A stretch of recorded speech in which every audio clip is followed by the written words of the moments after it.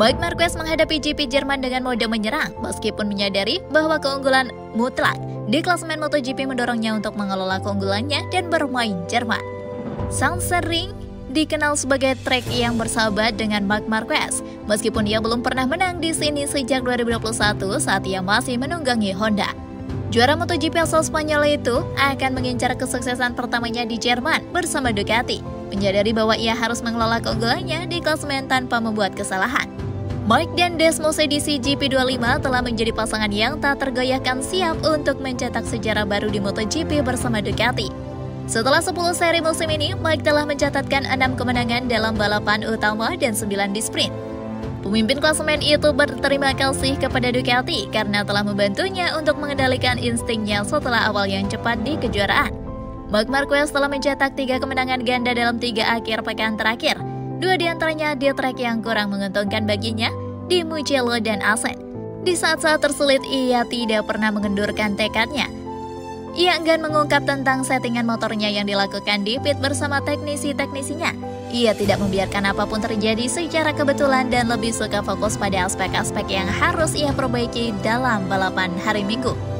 Balapan berikutnya adalah GP Jerman di sirkuit yang sangat disukai Marquez, di mana ia menang setiap tahun di MotoGP antara 2013 dan 2021. Di Jerman, ia memiliki tujuan untuk membawa pulang poin maksimal.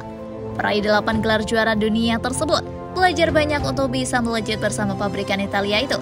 Tak hanya berbekal dari riwayat masa lalu saja, Marquez menjadi favorit lantaran dia sedang menunjukkan performa yang mumpuni. Bak didukung semesta dengan aspek teknis dan non-teknis yang mumpuni. Langkah Marquez menuju MotoGP Jerman 2025 ini kian mantap dengan posisinya di klasemen. Sosok yang identik dengan nomor 93 itu berada di puncak klasemen dengan sudah mendapatkan 307 poin atau unggul 126 angka dari Bagnaia di peringkat ketiga. Saya tidak ingin mengatakan banyak hal karena mungkin di balapan berikutnya saya akan mengatakannya. Namun saya selalu mencoba untuk fokus pada titik-titik lemah. Tampaknya saat ini kami telah sedikit mengubah keseimbangan motor, kata Marquez.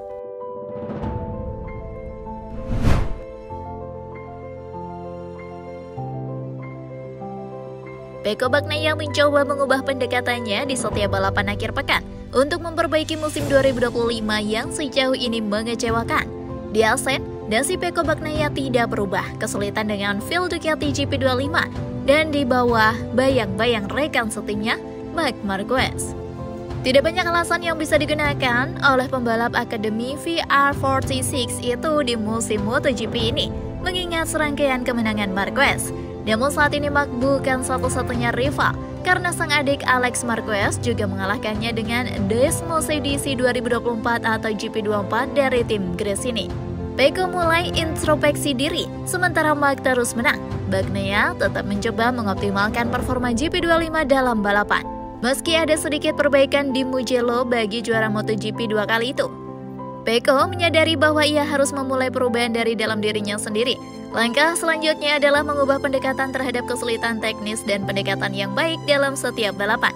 Kritik tentang performa GP25 kini telah berubah menjadi umpan balik yang membangun.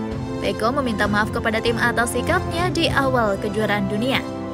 Saya bertemu secara singkat dengan tim saya dan meminta maaf karena saya ingin berubah.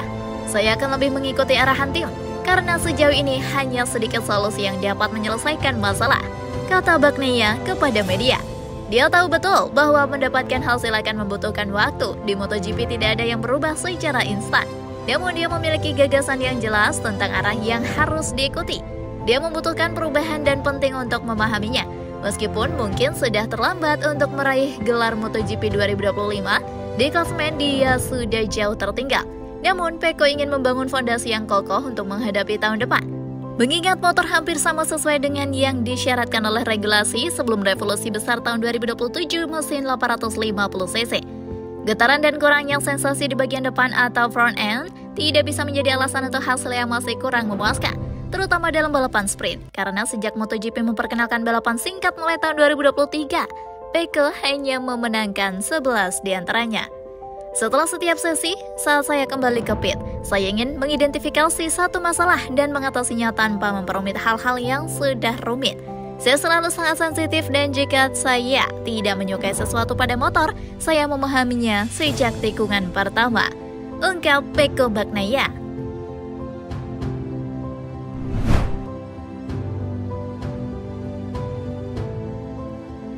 Terungkap isi pembicaraan antara Marc Marquez dan Gigi D'Alessio saat penandatanganan akhir kontrak dengan Ducati. Proses finalisasi kontrak Marc Marquez dengan tim pabrikan Ducati Lenovo diselesaikan dengan lancar meski perlahan.